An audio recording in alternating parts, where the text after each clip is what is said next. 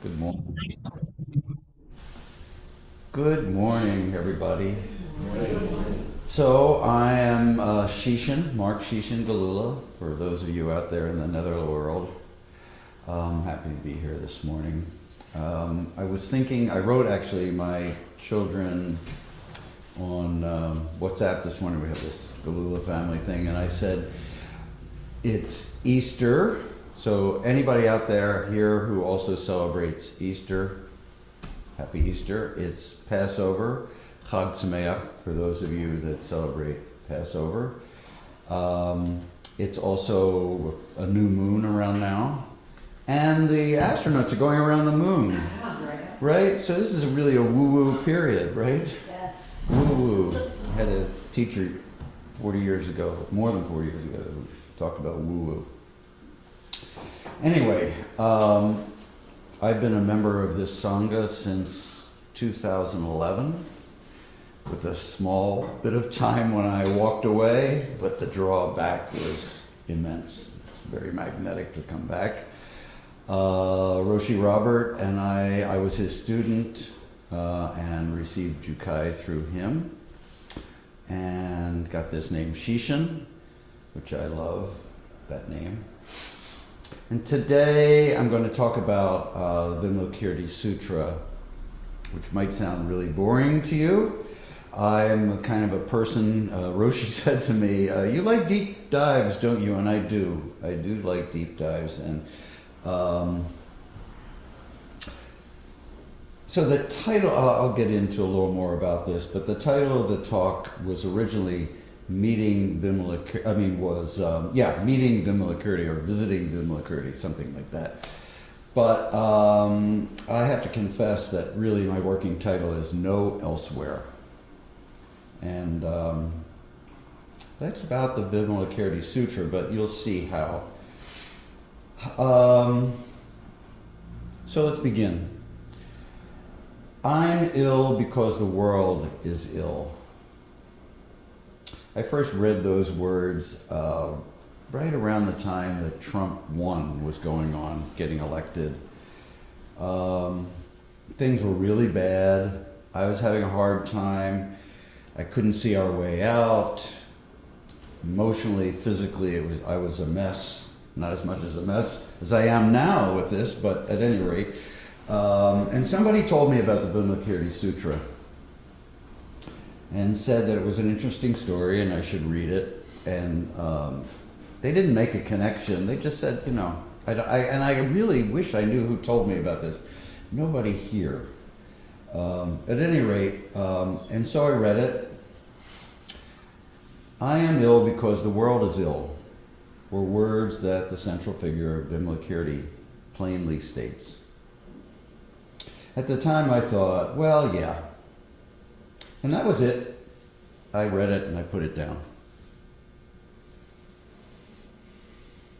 And I really didn't think much about it at all until last April, just about a year ago. Somehow I recalled it, and I pulled it out again, and here it is. It's not huge. I mean, as sutras go, there are some that are like just a few sentences right out of the Pali Canon, and then there are some like the Diamond Sutra or the Flower Garland Sutra, which are immense. So this is, after the notes and everything, 140 pages, not much. And this particular translation is the common translation. This is by Burton Watson, and if you want to read it, it's a fairly easy read sometimes and difficult at other times. It gets very deep sometimes. At any rate, so at the time, I read it the first time, as I said, I just dropped it, but this time it really resonated with me, and I thought, I need to really explore this book. I really, really need to, because somehow this is about me and this time. So I had started a Substack page, and I had been writing a few disparate things. And I decided, okay, I'm going to write about this. And I ended up writing about, I don't know, 18, 20 blogs on this sutra. So, and the page, by the way, I'm saying this, there's no charge. I never charge for my Substack page. It's called Zen Followers. And I'd love you all to join it. It would make me really, really happy to have you there and to see your comments. Occasionally I get a comment, not very often, but it would be nice. Anyway, so today I'm going to speak about the text that's really stayed with me so deeply and not always very comfortably. As I talk today, I am going to talk forthrightly about how this book and my study affected me and how I really, and I'm going to be quite open with you about it. I like to talk about me as I engage with these things in the Dharma. So you'll hear some honesty here. And I'm not going to really summarize the sutra. I'm going to just talk to you about parts of it and what it did to me. And I guess the best way to begin is by saying that it really interfered with my mind. It really unsettled me. It forced me to ask questions that sometimes I really wouldn't want to answer. It mattered to me so much that it affected how I practice, or rather, where in my body I practice. So, what struck me more and more about the Vimalakirti Sutra is that it dismantles the fantasy, or my fantasy at any rate, that practice happens somewhere else. And it asks a difficult question. Can you or I live in this world without hardening? I mean, that's the question that came to me because I'm living in this world with Trump 1 then and now Trump 2 and MAGA and people I can't talk to anymore that I wish I could. So can I live in this world without hardening? Can I live in this world? Can you live in this world without hardening? You guys. That for me became the heart question. So this guy, Vimalakirti, is presented so spiritually formidable that when the Buddha, I guess I think I missed something here. I did. Sorry. You see on my page, I skip from there to the next page. I'm already jumping ahead. So this is not a calm and orderly text. It's often very dramatic and sometimes very funny, at least to me. It's theatrical and surprising. It's almost like a movie script sometimes.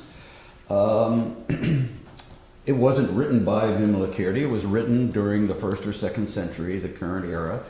We don't know by whom.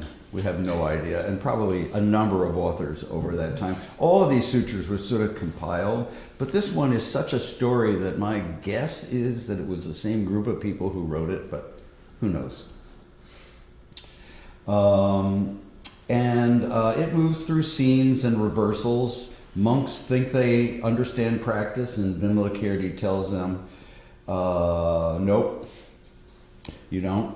Bodhisattvas show fear. Bodhisattvas showing fear. An impossible number of people visit and remain in Vimalakirti's sick room. There's a goddess.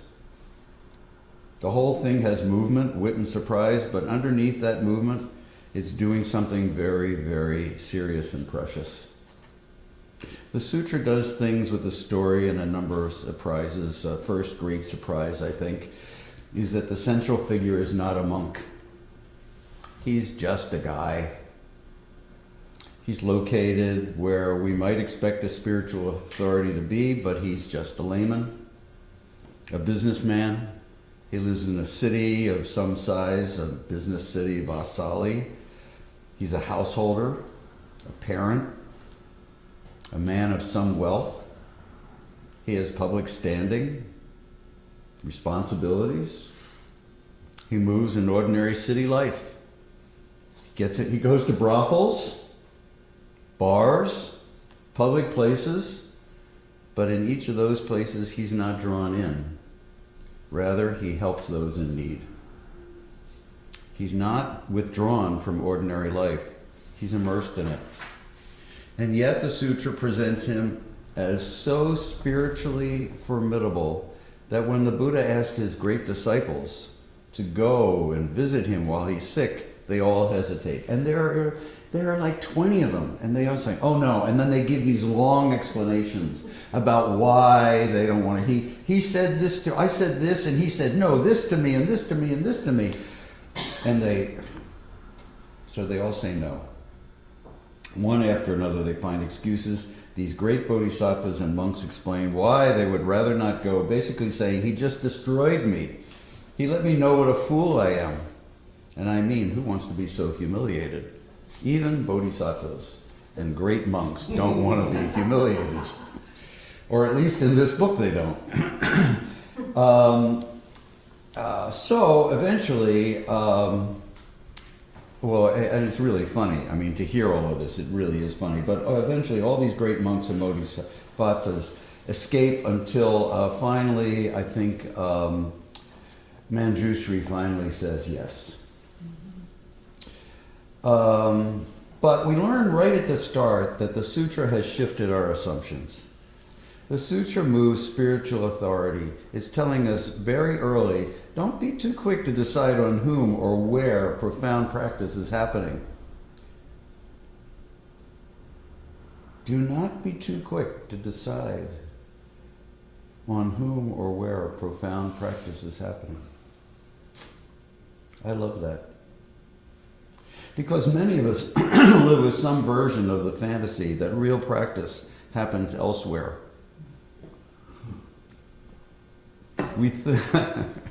I used to think at any rate, that it happens when conditions improve, when the body cooperates, when the mind settles down, when my schedule or our schedule clears, when our family life becomes manageable. When is that? When conflict ends. That then is when the real spiritual life can finally begin. I mean, that's pretty common, right? All those things. But the Vimalakirti Sutra doesn't condone that fantasy at all.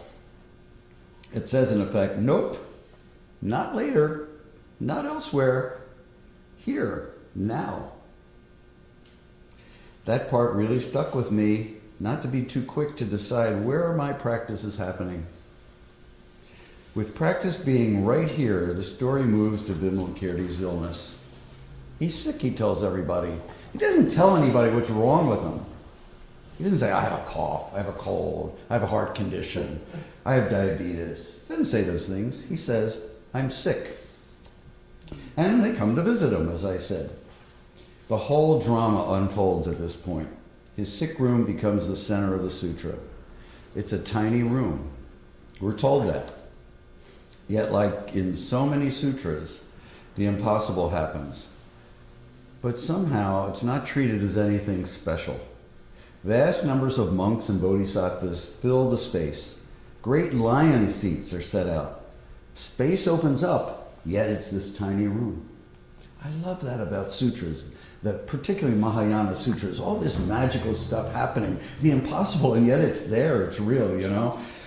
What mattered to me deeply was not only the miracle, it was the location. A 10 by 10 foot bedroom, a sick room, an ordinary human room. One of the things the sutra has done in my own life is to challenge the way I divide the world. There's a room.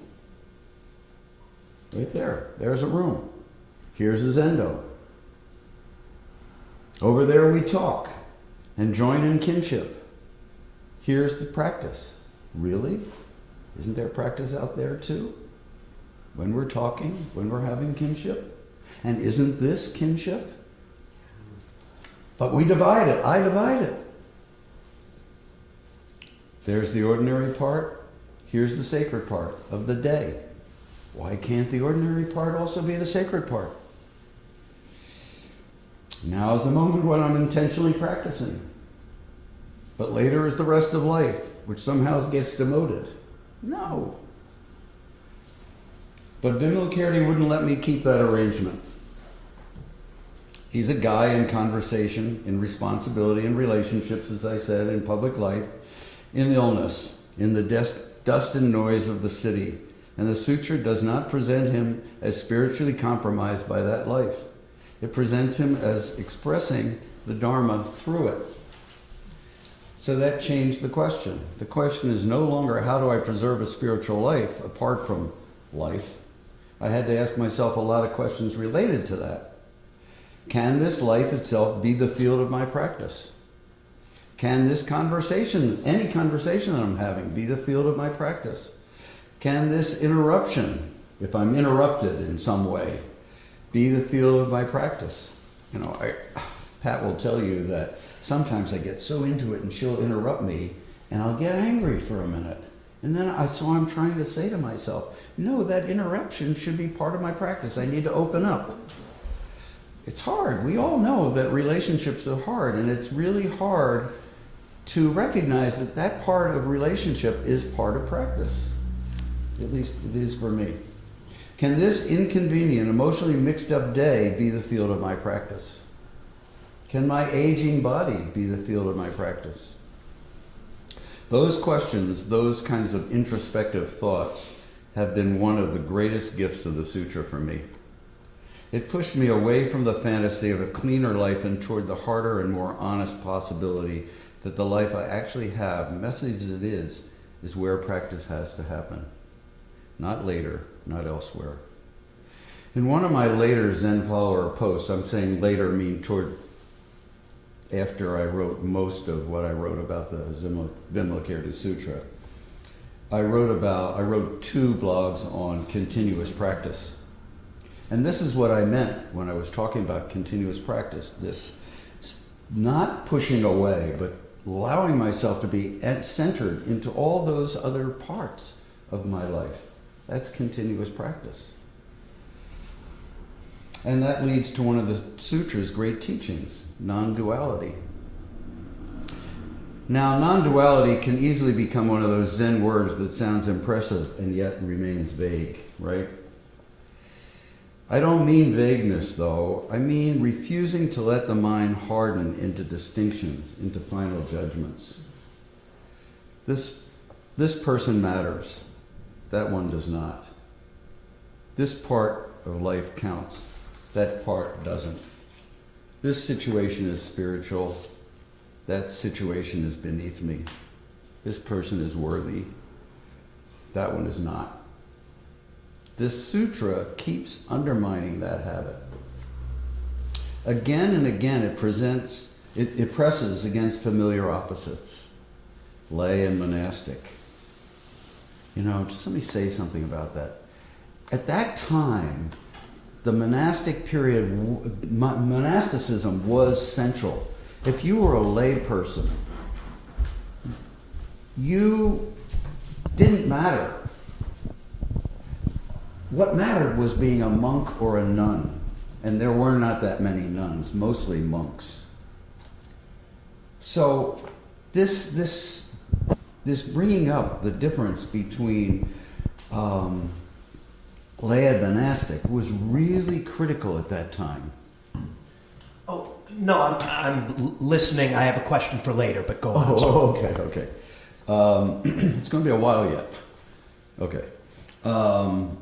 Lay and monastic, sacred and ordinary, pure and impure, male and female, worldly and spiritual, samsara and nirvana, all this world and some better world somewhere else, all of these things are dealt with in this wonderful little book. It doesn't deny that conventional distinctions have their use. What it questions is our tendency to turn them into absolutes, to make categories reality. So let me tell you about something that happened to me that really underlines this. At the rally in Grant Park last Saturday before the No Kings March, I met a woman holding a sign that said, "Waiting for the blood clot." Whoa. So I said to her, "Really?" I said, "You want him dead?" She said, "Absolutely, yes. And I looked at her and I said, I don't. And she said, no? And I said, no. And then Pat and I walked on. And I think at one time I would have been very clear about the moral distinction that I was making. But as we began marching, I reflected on that conversation and saw something more unsettling. I realized that I was still drawing a line. A more respectable line, perhaps, but a line. I was still deciding where my goodwill ended. I thought I was being righteous. But what I began to see uncomfortably, that my self-righteousness can hide inside my righteousness very easily. The world can really harden us. This world can really harden us. Repetition hardens us, and that's what they're doing. They're repeating and repeating and repeating. Conflict hardens us. Fear hardens us. Illness hardens us. Even spiritual life can harden us if we become too certain that we think we know what we're doing, who is doing it exactly correctly. Let me re-say that again. Even spiritual life can harden us if we become too certain that we think we know who is doing it correctly. So, okay, moving on. There's a wonderful episode where a goddess takes center stage. Interestingly, she's been in the room all along. But of course, none of these 10,000 men noticed her. That's hysterical to me. Absolutely hysterical. She does not begin with a speech, though. She scatters heavenly flowers over everyone. The flowers slide off the bodhisattvas, but they cling to the monks, who unsuccessfully try to brush them away. Shariputra, who remember is a monk, and he's the fall guy in this, throughout this. He's not really a fall guy as we know, but he's the fall guy in this. He's especially distressed.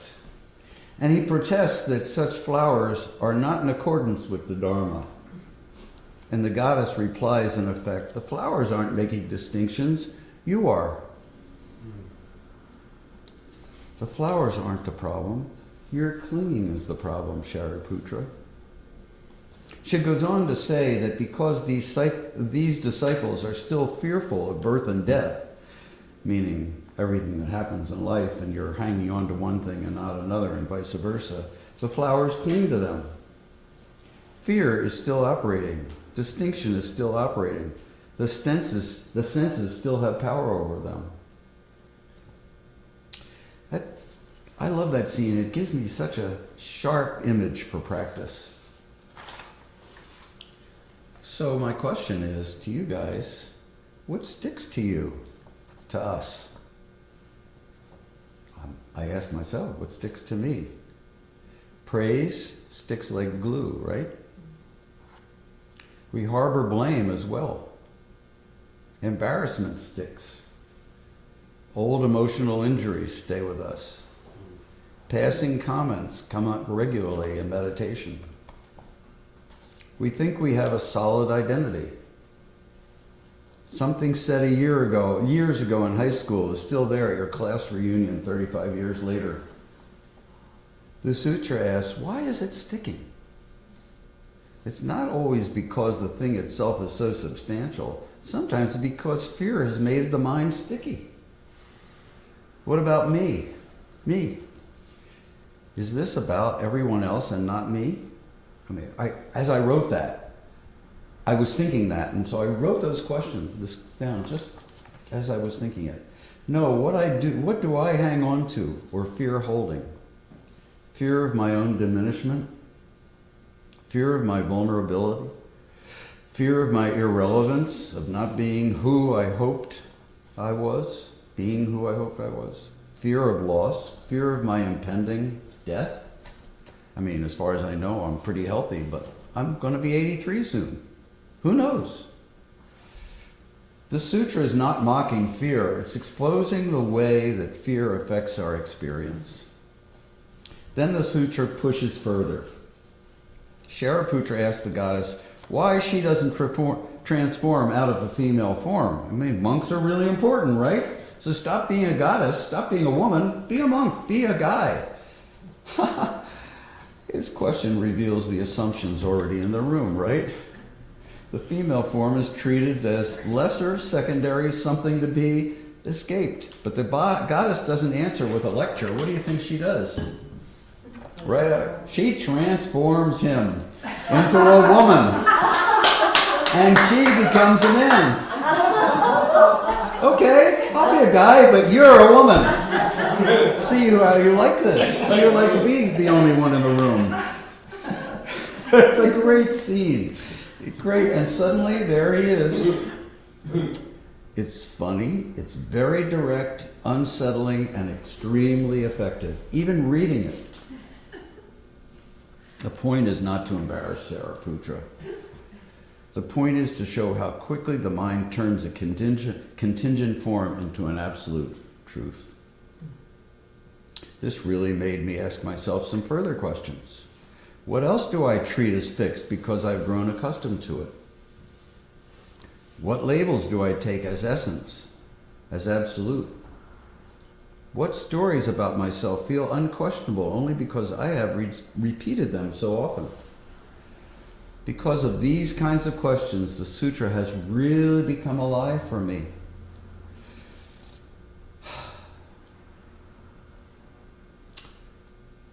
Another major discussion, I should ask you, is there something I haven't brought up yet that you would think this sutra would bring up? I'm asking this to you right now.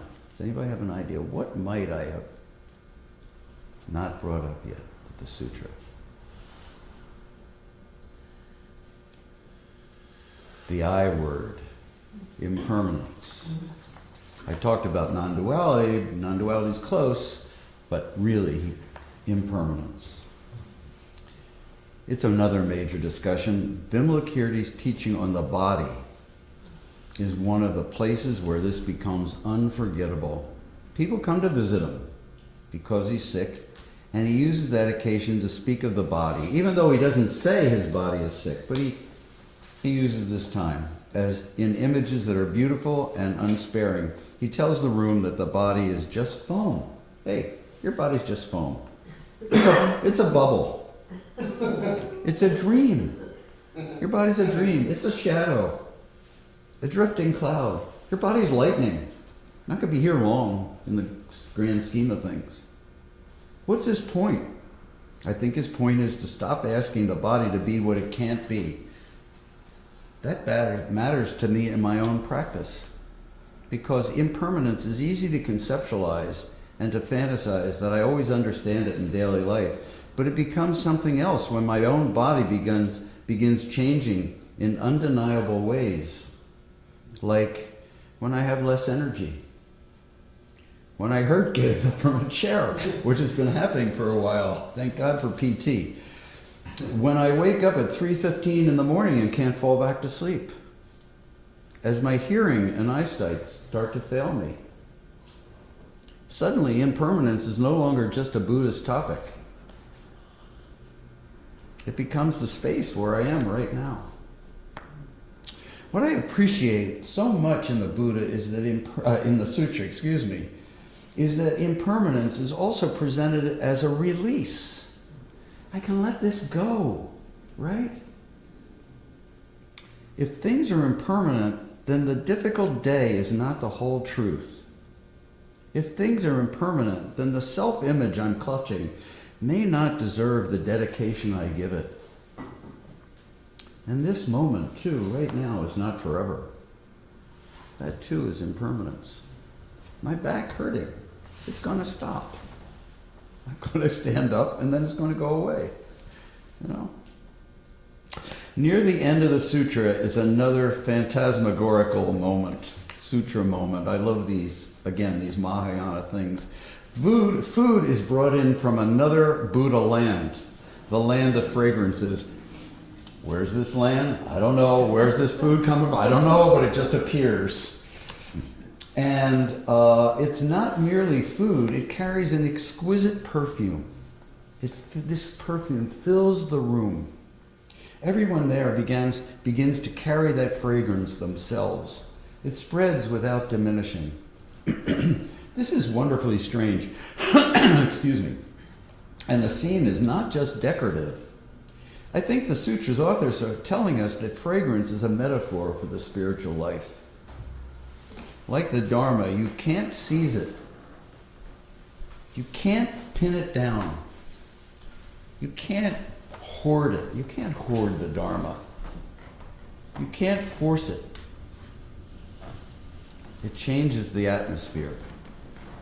It lingers. It reaches others.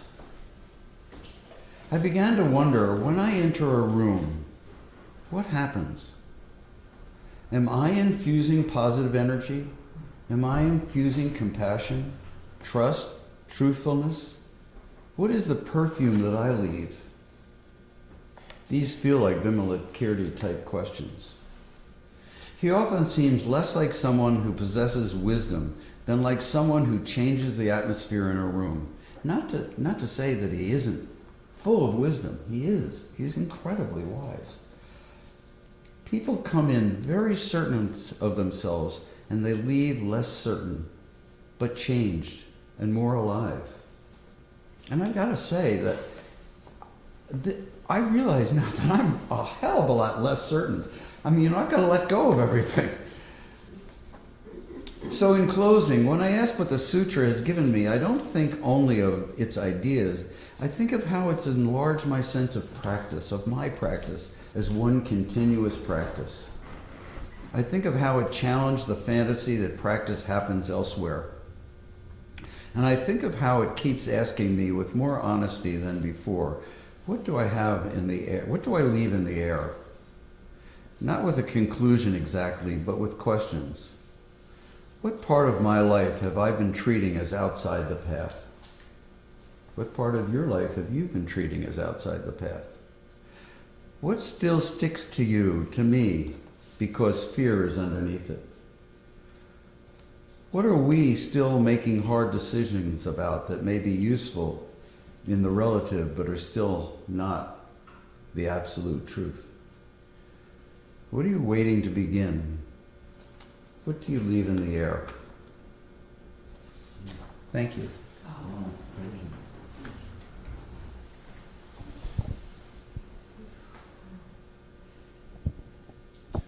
I guess I will start then if nobody...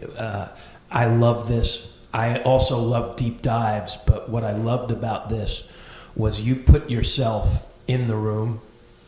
You did it from inside the sutra, and that's just remarkable. I love that. So thank you. Thank you. But on Easter Sunday, what it said to me was that it reminded me of the story of the Holy Grail, which was when the church was becoming corrupt, and even the Pope had said, "My clergy are a den of vipers." The story of the Holy Grail took the holiness out of the church and hid it, and it was in fact in the hands of a maiden. Okay, and they had to find that spirituality again.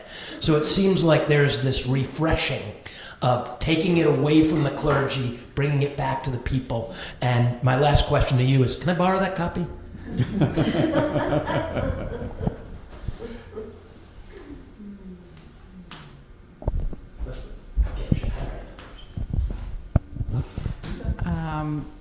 Good morning, everyone. Brilliant. Oh. And I'm saying that not in an intellectual way, but in terms of the provocativeness and how it penetrated for me. I don't read very much at all, pretty much. I think I've read maybe 3 books my whole life, and they happen to be Zen authors. And I feel like I want to read this book. Mm-hmm. And I believe it's because the way you shared yourself, and I felt that connection. I am you, you are me. It excited me.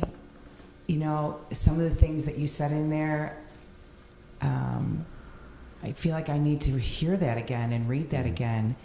And that's what I mean is that what I do really appreciate about your talk is that you went down deep and took that dive for me.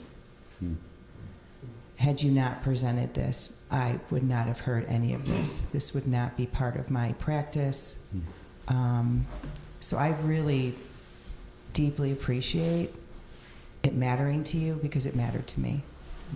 I really appreciate it very much. It was a lovely, lovely talk. Thank you Lovely. for those lovely comments. I also say thank you, Mark, for that. When I came in, I said to Mark, usually when I come in, I hear you give a talk. I don't really know what the hell you're talking about. But I've always... And I said, I don't know. I don't know either.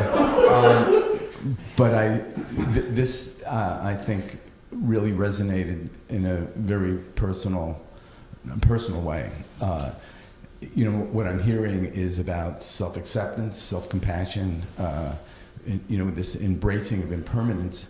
It's interesting. I work with people, and impermanence and impermanence. I find that when bad things are happening in people's lives, they fear that that's going to be permanent, and when good things are happening, that's going to be fleeting. And the idea of putting this all into the concept of and I forgot the phrase you used about the continuous practice, that kind of acceptance, and how fear. I know that I've had some health challenges, and I know that there's a fear, and in hearing what you're saying, I think has offered me much more of a conscious about what sticks. And I think that was very helpful. So thanks so much for today. Thank you, Steve. Thank you so much.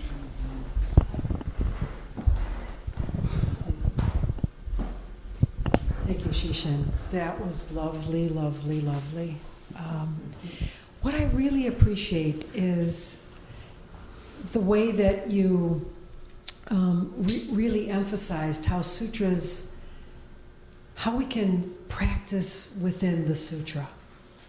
And it's not, it's not this object or this sort of esoteric document that doesn't have a relevance to our life now, even though it may have been written, centuries ago, that asking the questions of what's arising now in our life and how we can use it as a means of integration is phenomenal. And I think all the sutras offer that. If we really have an opportunity to sit and listen to them and work with them, they're really cookbooks for our life. Right here, right now. It doesn't have to be, modernized. It's what we do with it. But in a sense, it's ancient, but it is modern. Yes, it's right. us. They just told the story of life. Right. Yeah. Yes. I mean, he was sick because the world. I don't know what was going on then, culturally, societally, but I sure do know what's happening here. Yes. And thank you for the magic of the sutra. I love that about sutras, the magical, almost the way in which your mind wants to say, no way. But it's so way. It really is. So, thank you. Thank you, Inga. Is there anybody online who'd like to say anything? Just unmute. Oh, Erica. Here comes Erica. There we go. Hi, Erica. Hi. No, thank you so much. I really enjoyed it. That's all I have to say. I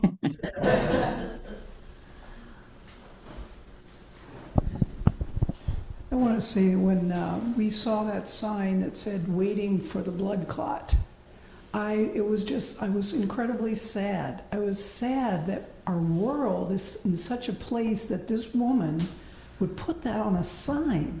I mean, it's just talk about hardening, and how did we get here? How did we get here?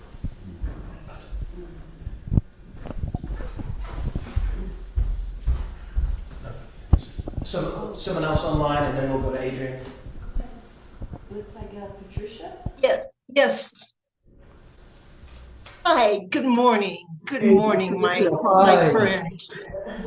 So good to have arrived in this moment with you and to hear the question of how do we stay soft in this moment, in this body.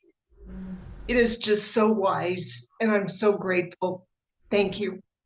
Oh, thank you. So great to see you. Thank you.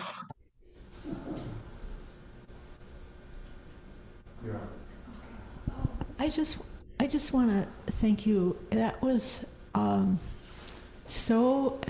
I've been using this word around here a lot. It was so profound, and it was so heartfelt that it made me immediately think about all the situations in my life where I could be practicing better, or think about continuing practice.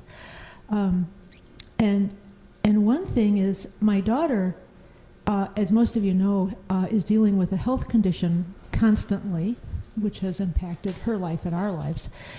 And she's a very tender-hearted person and very loving. And so we have this, kitten adoption thing going on. And, we have different things going on that I might never have done, except that my daughter is this way. And yet, we have this conversation every so often, and she says, "I wish he would just die," referring to Trump. And I say, I can't wish him that he would die. I wish that he would somehow have to not be able to speak for a while, because then he might be forced to see other things. But I can't wish that he.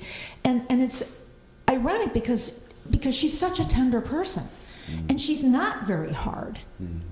She's not a hard, and it's hard for her. It's so hard for her that I see this as an attempt to not be destroyed by what is happening. And I don't know how that fits in. And she's not old enough, to have engaged in the kind of practice that we older people have perforce been forced to if we're reflective. So I just wanted to put that out there. I don't have a conclusion. It's just that was a moment in my own life that was similar in a way. Sometimes there are no answers.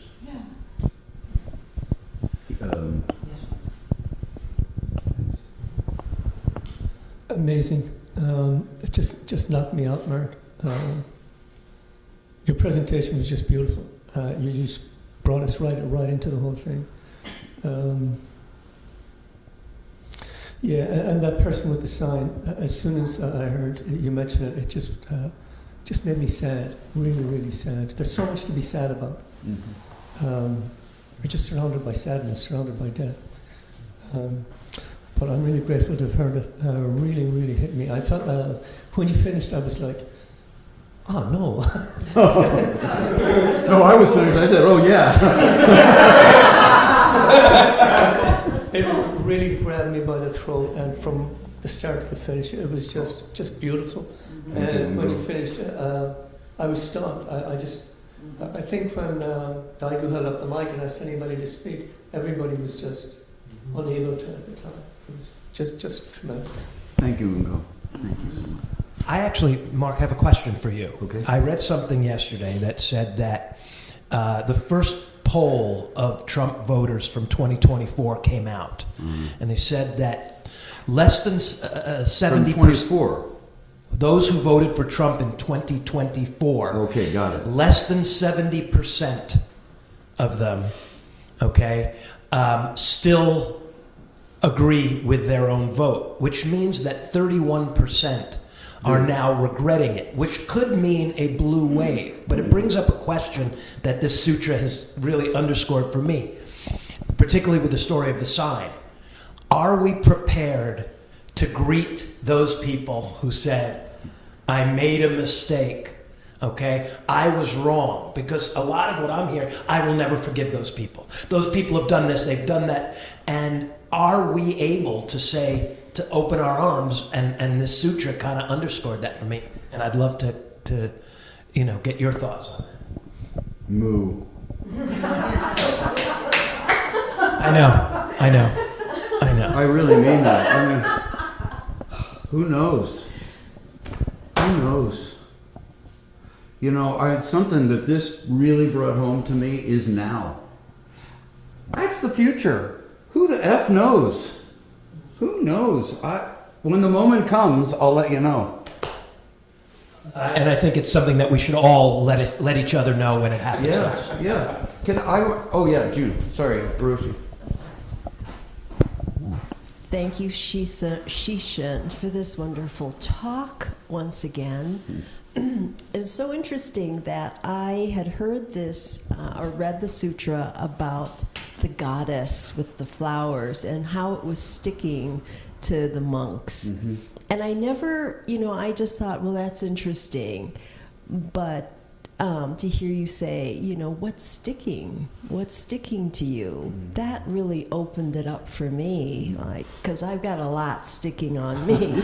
I have to kind of try to unstick, the self is so sticky, basically. Mm-hmm. So thank you for that. Really appreciate how you put yourself, how it affects you, because it's very personal. And yes, it's also universal. So thank you. Thank you. Adrian, yeah, go ahead. We're still okay for time. Flowers bloom for everybody, no matter what their politics are. Yeah. And gardening and cooking are the voice of the Buddha.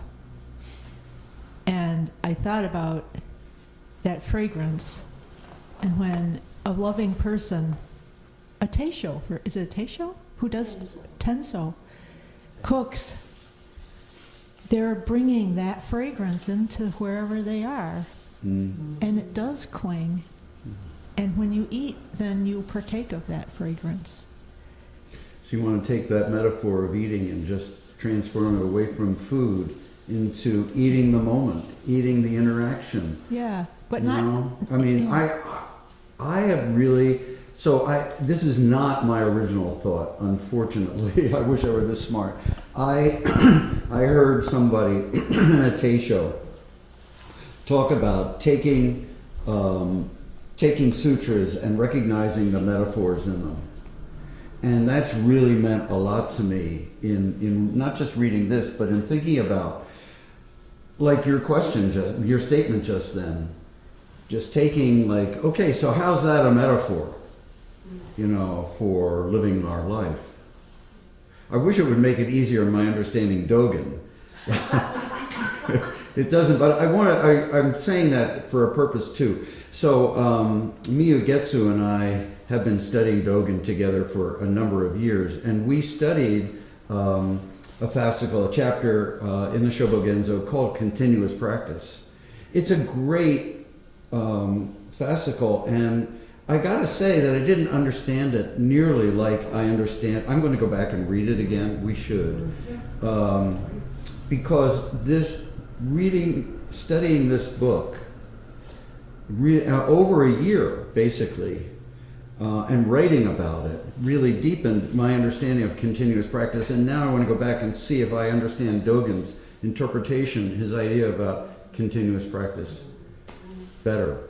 Dogen is hard to understand. He really is. Not magical. And magical sometimes. And not magical at other times. Right. Right, I agree with you. And very magical sometimes. Right. Hi, everyone. My name's Jimmy, for those of you that don't know me. Mark, thank you so much. This is lovely. As I'm noticing that I am probably closer to the age of this person who wrote the blood clot sign. And I'm noticing... No, you're not. I'm not? Okay. Well, I see those on people my generation all the time. And it's not surprising. And when I hear Adrian talk about her daughter, I'm also not surprised by that at all either. It's when you grow up with this as the water, when in your formative years of your adolescence, this is the political water you grow up in, and just seeing just the mass amount of harm caused by just a few individuals, it's so easy to rationalize, well, if that one person just died, it would all get better. And we all know that's not true.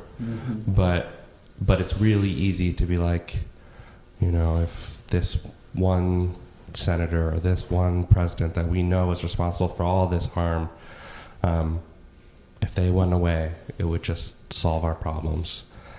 And I think wisdom tells us that that's not really true, but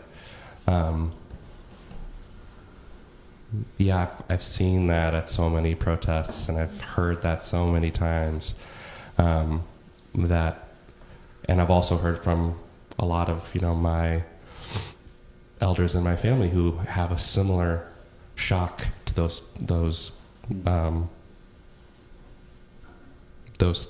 testaments, I guess, that it really shows me how much things have changed since older generations were my age, because it's so normalized right now. And one thing I am heartened by at the protest, I don't know if you all have noticed this, the chants that have a positive vision for change are the ones that really light people up. The F Trump chants, they die after like 10 seconds. And I can see that in a microcosm in myself, because I also like I don't feel that, like, yeah, like I don't believe in what he's creating in our world, but like it also doesn't feel right to put that energy out with my voice, so it dies pretty quick when you put that on a large scale at a protest. But then when it's about something positive, that's what really lights people up. So yeah, thank you. Thank you, Jimmy. That's beautiful. All right, we have time for one more comment. Anybody? One more by me. Well, okay. No. Okay, anybody? Okay, I just wanted to say that I just referred to it real briefly, but it's really deep in me for the moment. It took me a year to get to this talk. You know, I really was writing for a year about it, so it was really in my head and body for a long time. And some of your comments were just lovely, but I don't want you to think that I just sat down and wrote this. I couldn't. It was deep. And I'm so grateful for this opportunity to be able to share what happened to me over a year. And I really think it has transformed me. I wish completely, but that's impossible. Thank you all. Thank you, Shishin. Please join us if you're here in the Zendo for kinship, and have a great Easter Sunday, everybody online and everybody. Yes. Well, yeah, that's another story. That's another joke. It's Easter joke. Oh. It's on Easter. Happy Passover. That's when Jesus rises. Right? Yes. Yes. So the joke was, well, that's the joke. For those that don't particularly understand. Somebody once said to me, so on Easter, is Jesus supposed to see a shadow